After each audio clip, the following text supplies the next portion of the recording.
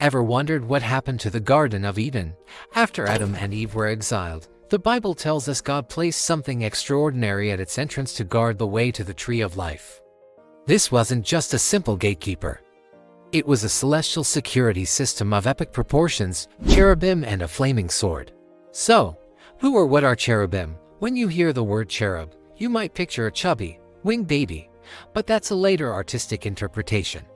The biblical description is far more inspiring and frankly, a bit terrifying. The prophet Ezekiel describes them as having for faces that of a man, a lion, an ox, and an eagle. They had for wings, legs like a calf's, and feet that shone like polished bronze. These beings weren't just messengers, they were powerful, high-ranking angels. Often depicted as the attendants of God's very throne, their presence alone signified divine majesty and authority. Placing them at the gate of Eden was a clear message: humanity's access was revoked.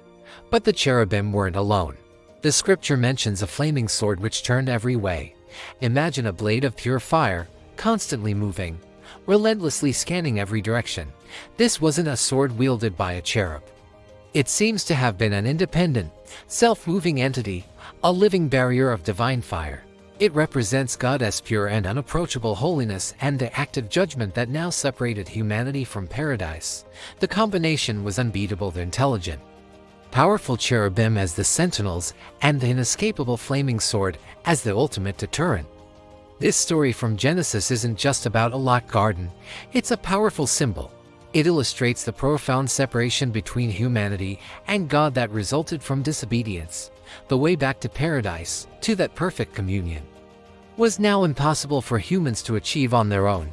The cherubim and the flaming sword stood as a permanent reminder of what was lost. But thankfully, the story doesn't end there. For Christians, this closed gate makes the promise of a new path, a new way to God, even more significant. It sets the stage for a story of redemption that unfolds throughout the rest of the Bible. What do you think these celestial guardians looked like?